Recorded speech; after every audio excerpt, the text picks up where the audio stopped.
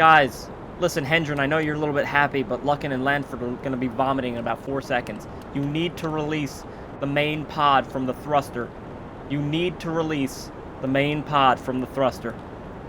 Okay, you've reduced throttle. I appreciate that, but that parachute is going to break in about 4 seconds if you do not. You've got to reduce the pressure on the throttle, guys. Oh shit. So this has never happened before. The whole team is usually very, very well experienced with what they do, and this is a little bit embarrassing, I will admit. But you know, it's just part. All right, there we go. We have breakup. We do have breakup. All right, good. And these parts that fly off, they go. We're in a very densely populated area, and they usually fall on schools or churches, so it's not really much of a big deal. Now, as you can see, the team is spinning, and they do have a thruster still attached to them. If they don't get rid of that, they are going to explode into a fiery ball of death. And there we go. We have break off. And we are feeding the fishes. You roger that, Houston? Using physics warp can affect the structural stability of the vessel. Be careful using it with large ships. Okay, I'm just... Alright. So, as you can see, the team is, they're pretty good. We're going to send out a helicopter here. Usually we have ships out in the ocean, but for now, we're pretty good. You know, they just fall to the floor, and there they go. They're safe, and we just pick them up. It's beautiful. It's beautiful. And that's, we did not get to orbit whatsoever. I do apologize. I will end the flight. Yes, I will. I apologize. Alright, so we have to get into space at least once. So let's do that.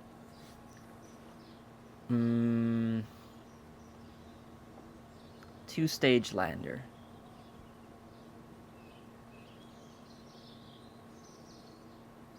Let's do this one. This one should... No, this one. This will be easy, right?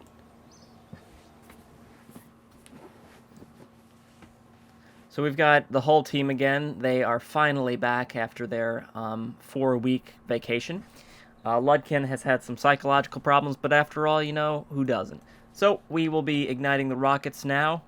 And no countdown. Blast off. Blast off. Blast off. Guys. Guys. Any moment. Any moment. Alright. This ship is a little bit slower in order to get to space, but patience is a virtue that we are all very familiar with here at the Kerbal Space Program. And as you can see... Oh, see!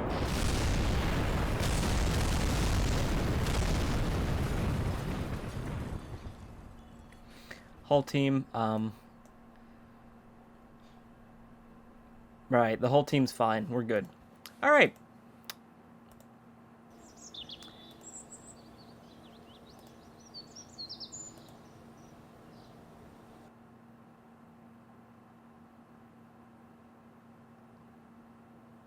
Now, as usual, practice takes perfect, so we'll be using this main launcher once more. And we're going to be heading up onto space, and it's going to be a good time. Blast off.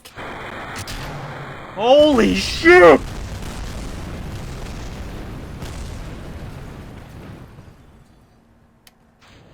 Yep, the whole team has been cloned, and we do have some strength in our cloning facilities, at least.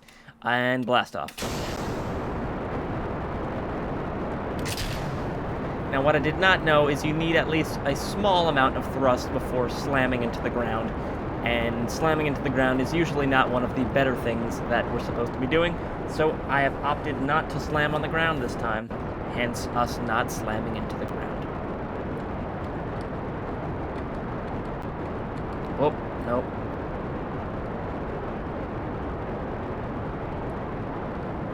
So like last time, or unlike last time, I would, in fact, like to get to space, so I'm going to take this one nice and beautiful, and it's going to be quite the space adventure once we get up there.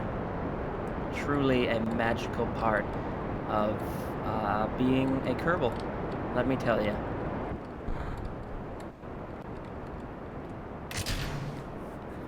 Oh, then I went to space, when I went to space, holy fucking shit. Oh, God. Alright, oh, God. Alright, well, we did not get to space again. There we go. A little bit of thrust. Way too much thrust. Although I am in Mach 74, so... Alright, any moment would be wonderful for us to... Okay, no! Alright, and the entire team has drowned once more. Usually when you go into space, you don't need to be in Mach 75 of speed. It usually does not help. We have brought out another catch of clones. We've put them in the ship, and we will be taking off in just a moment. We are at warp 1, which is a good warp, and blast off. Usually putting the throttle up helps a lot.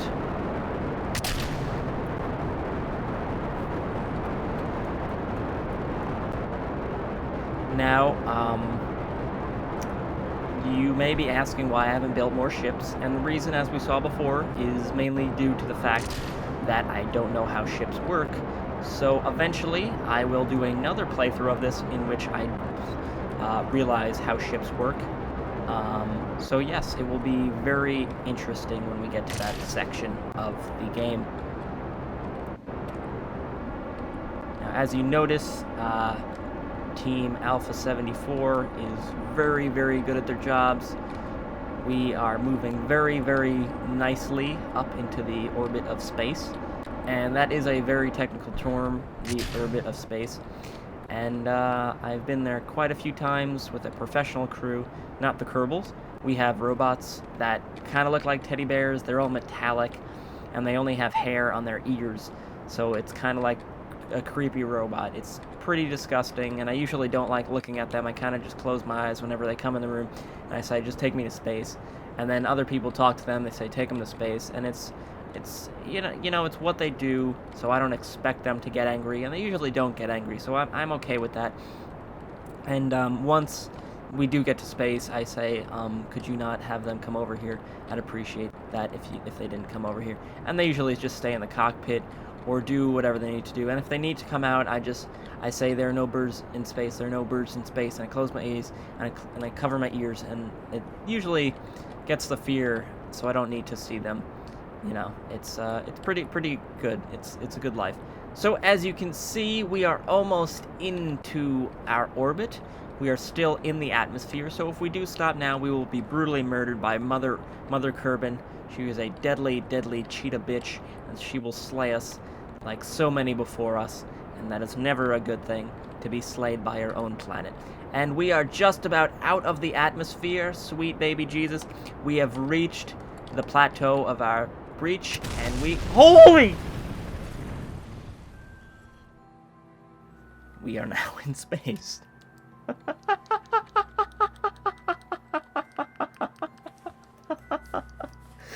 Usually detaching from a large thruster while going extremely fast is not a good idea. I previously did not know about this, now I do know about it. We will not repeat this mistake. Most likely. Possibly. I have turned on the auto-adjustion machine. There's an actual name for it, but at the moment I'm going to call it the auto-adjustion machine, as that's what I like to call it. And we are almost in our good orbit. Oh, shit.